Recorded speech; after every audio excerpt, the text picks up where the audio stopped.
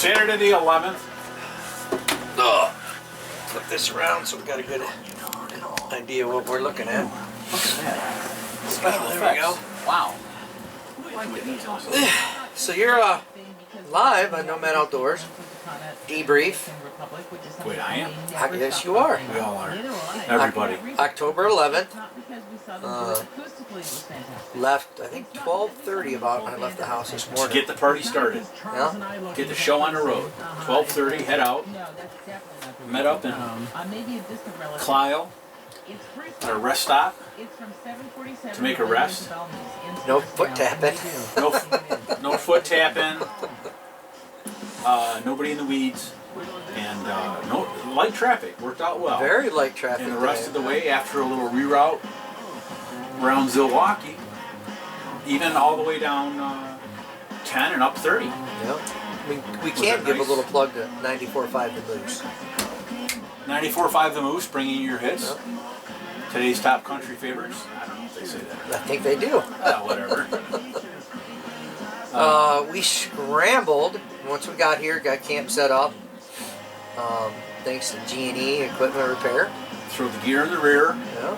And we got sidetracked. Sycamore Dam Road was blocked off. Yeah. Let's go 5 miles to go 1 mile. That worked out well. Yep. We went up, checked a couple of places that we were interested in hunting, which happened to have all deer camp set up on them.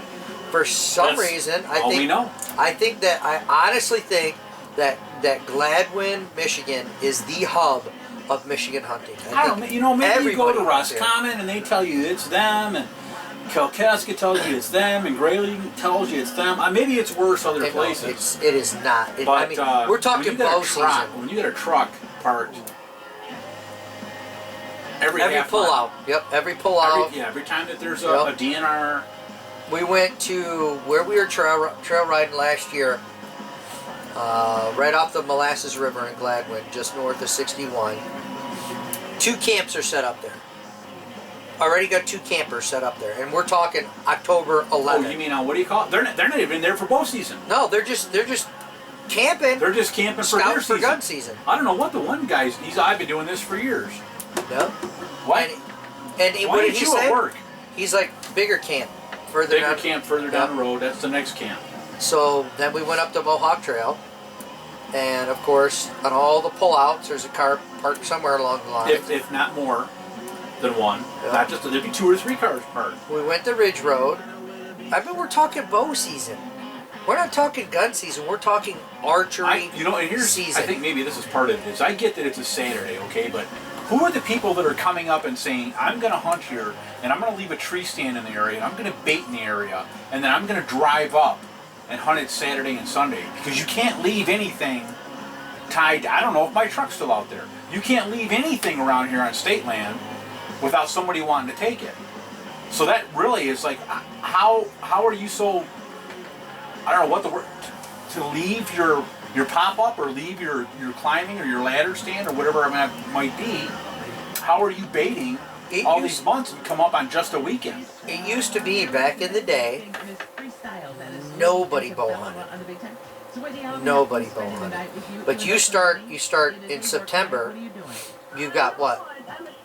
Early doe, the youth hunt, and then not the Liberty hunt, but there's something else in there. So it's just a handicap hunt, or I think not knocking handicap people, not knocking anybody.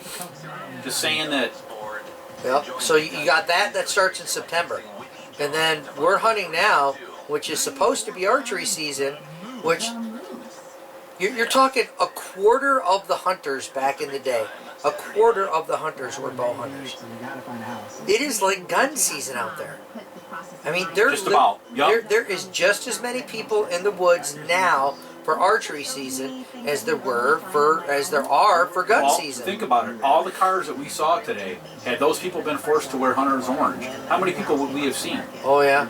We probably didn't. The only reason we didn't see anybody is where we were. Nobody yelled at us to get the hell on, and because we couldn't see them.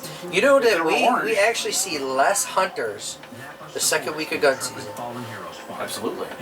than we do during Everybody archery comes up season. here and bangs it out during the first. We went up on the ridge today, and just to check it out, we had 3 pickup trucks parked on the ridge, plus the quad, Broke our ankles tripping on. all the acorns that are Acorns. down. Then we went to the camp road. There's somebody camping Somebody's on the camp camping on road. the camp road. We went to the bow camp road. They got their bow camp set up. Minimally one, Yep. not more.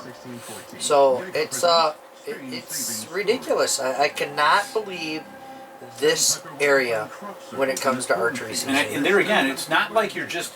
Think about Claire, because Claire, you get off 75 and take 10 across, and you could take 10 over to Claire, but we're still north, and it's like you got to continue on to get to 61 to take that across to Gladwin, and all the different spots that there are along the way. Why is it that Gladwin seems to be such a? And that's what gets me. Do the people in Roscommon think that they're? Is it that bad? Is it that bad there? Is it that bad in Kalkaska? Is it that bad in Grayling? Is it here? Is it that bad in Alpena, Atlanta? All these other places just seeing the exact same thing we are, which is there's such a minimal amount of private land anymore that, and when you're forced to hunt state land, and there's so many people that are getting, which is great if they're getting into the sport, but fellas, Yeah. you're gonna have to. Yeah.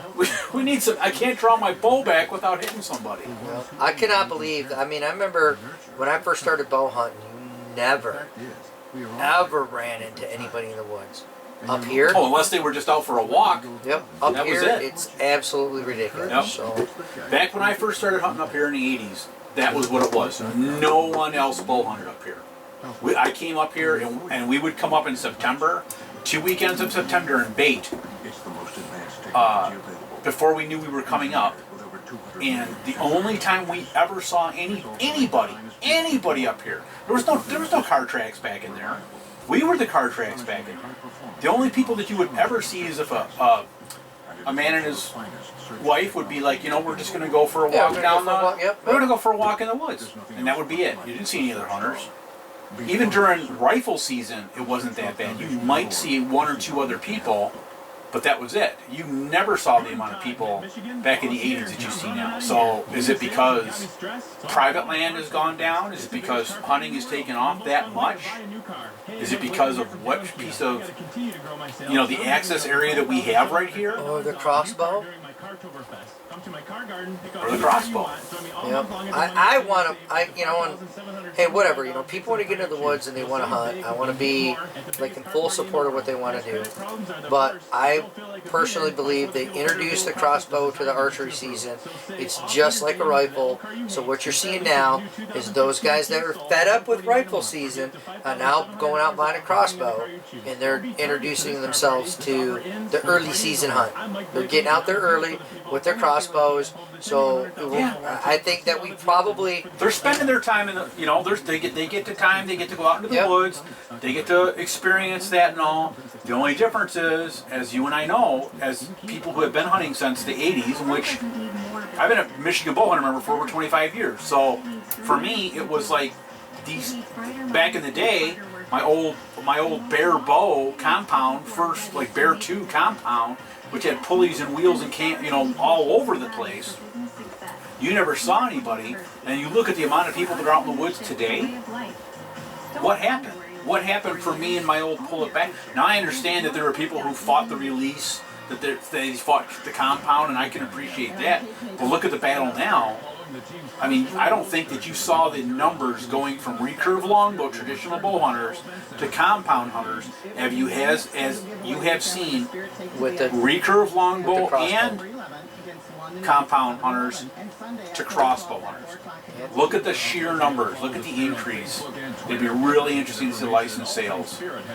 for archery season. Exactly. Even if you take the general population back then to the general population now and see what the numbers are as to how many hunters there are out in the woods during this 3-month archery season.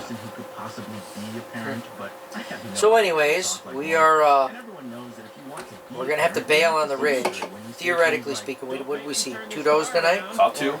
which is, we very well. If it's just a matter of placing our stand, our pop-up line, 20 yards down the trail, we would have had a shot at those deer. Where there's does, there's bucks. So, you know what I say?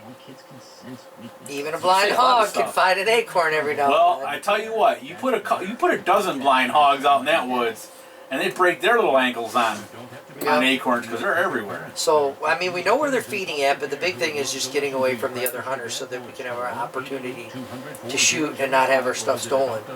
Well, not only that, but So, as especially this over the weekend. So now we're looking now. Hopefully, we're really hoping these people are going to go home Sunday night. yep.